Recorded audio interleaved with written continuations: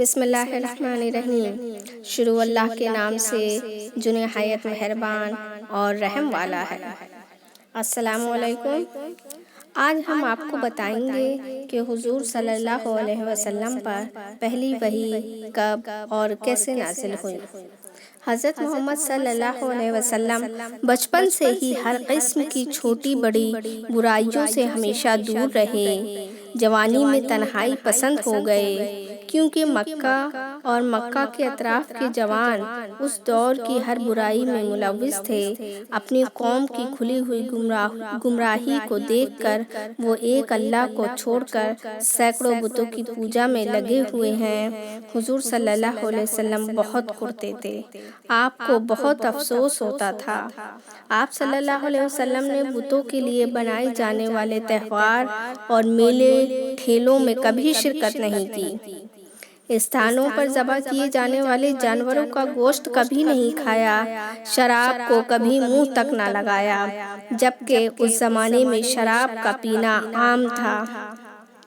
اس وقت تک مکہ کے لوگ توحید کے تصور سے ناآشنا تھے۔ حضرت محمد صلی اللہ علیہ وسلم کی طبیعت شروع سے ہی آبائی دین سے بیزار رہتی تھی۔ شہر مکہ خانہ کعبہ سے کوئی 5 کلومیٹر دور 2000 فٹ اونچے جبل نور پہاڑی کے اندر ایک غار ہے، جس کو غار حرا کہتے ہیں۔ اب تو یہ پہاڑی مکہ مکرمہ کی شہری آبادی کے اندر آ گئی ہے۔ حضرت خدیجہ سے ستو اور پانی لے کر اسے غار میں چلے جاتے، گھنٹوں قوم سے الگ ہو کر تنہائی میں وہاں آپ دھیان غور و فکر کیا کرتے تھے۔ اسی دوران میں رمضان المبارک سن 190 کی 21 تاریخ کے مطابق سوموار کی رات تھی۔ اس وقت آپ کی عمر مبارک چاند کے حساب سے 40 سال 6 مہینے اور 12 دن اور شمسی حساب سے 39 سال 3 مہینے 20 دن کی ہو گئی تھی۔ آپ غار حرا میں عبادت میں مشغول تھے کہ اچانک ایک آواز آتی ہے، اقرا۔ نبی کریم صلی اللہ علیہ وسلم پریشان ہو گئے اور کہا کہ میں پڑھنا نہیں جانتا، مجھے نہیں پتا۔ تو اس آواز نے پھر زور سے کہا، اقرا۔ رسول صلی اللہ علیہ وسلم فرماتے ہیں، ایسا لگا جیسے کسی نے مجھے پکڑ کے دبایا، جیسے گلے ملتے ہیں، اور اتنی زور سے دبایا کہ لگا میری جان نکل جائے گی۔ پھر تیسری بار کہا، اقرا۔ تب مجھے لگا مجھے دہرانا ہے۔ تب فرشتے نے سورہ اقرا کی ابتدائی 5 آیتوں کی خود تلاوت کی اور آپ صلی اللہ علیہ وسلم نے ان کو زبانی دہرایا۔ آپ حضور صلی اللہ علیہ وسلم پسینے میں شرابور تھے، پسینے میں نہا گئے۔ اندازہ لگائیے، کوئی آپ کو دکھ نہیں رہا ہو، ایسا لگے کہ کوئی دبا رہا ہو، اور دبا بھی اتنی زور سے رہا ہو کہ لگے کہ جان نکل جائے، اور آواز آتی ہے کہ اقرا، یعنی پڑھو، اور حضور صلی اللہ علیہ وسلم کہتے ہیں کہ میں تو پڑھا لکھا نہیں ہوں۔ بعض روایت میں آتا ہے کہ اس کے بعد حضور صلی اللہ علیہ وسلم باہر نکلتے ہیں غار حرا سے، اور زمین سے آسمان کے بیچ جبریل علیہ السلام کے علاوہ انہیں کچھ نہیں دکھ رہا تھا۔ اتنے بڑے حضرت جبریل علیہ السلام تھے۔ روایت میں آتا ہے کہ حضور صلی اللہ علیہ وسلم نے جبریل علیہ السلام کو 2 سے 3 مقامات پر انہیں ان کی اصل شکل میں دیکھا، جس میں سے یہ پہلا موقع تھا۔ اس وقت حضرت جبریل علیہ السلام کے 600 پر تھے۔ دوسری بار معراج کی رات سدرۃ المنتہا کے پاس اصل شکل میں دیکھا تھا۔ تو حضرت جبریل علیہ السلام نے سورہ اقرا کی ابتدائی 5 آیتوں کی خود تلاوت کی اور آپ صلی اللہ علیہ وسلم نے ان کو زبانی دہرایا۔ یہ آیتیں آپ کے ذہن میں بیٹھ گئیں اور یاد ہو گئیں۔ اسی موقع پر حضرت جبریل علیہ السلام نے چٹان پر اپنا پر مارا، جس سے پانی کا چشمہ ابلنے لگا، جس سے انہوں نے وضو کیا، اور اسے دیکھ کر رسول صلی اللہ علیہ وسلم نے بھی وضو کیا۔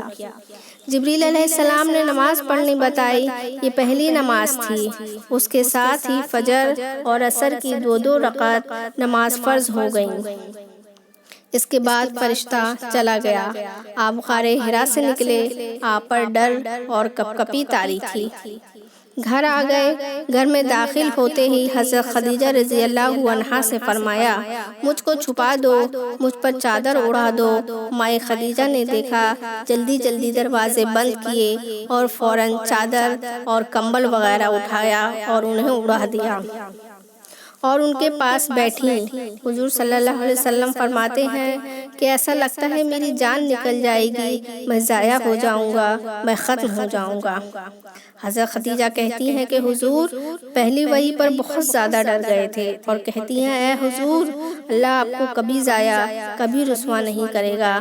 آپ لوگوں کی مدد کرتے ہیں، ان کو کھانا کھلاتے ہیں، لوگوں کو کپڑا پہناتے ہیں، آپ رشتہ داریوں کو قائم رکھتے ہیں، آپ لوگوں سے حسن سلوک کرتے ہیں۔ اللہ آپ کو ضائع اور رسوا کبھی نہیں کرے گا۔ حضرت خدیجہ نے بڑی تسلی دی اور ان کا ساتھ دیا۔ تب آپ صلی اللہ علیہ وسلم کو کچھ سکون ہوا تو غار حرا میں پیش آنے والا سارا واقعہ بیان فرمایا۔ پھر حضرت خدیجہ آپ کو اپنے چچا زاد بھائی ورقہ بن نوفل کے پاس لے گئیں۔ انہوں نے آپ صلی اللہ علیہ وسلم سے پورا واقعہ سنا تو کہا کہ یہ وہی ناموس جبریل فرشتہ ہیں جو حضرت موسیٰ اور حضرت عیسیٰ علیہ السلام پر وحی لے کر آیا کرتے تھے، اور فرمایا کہ کاش میں اس وقت تک زندہ رہوں جب آپ کی قوم آپ کو اپنے وطن مکہ سے نکال دے۔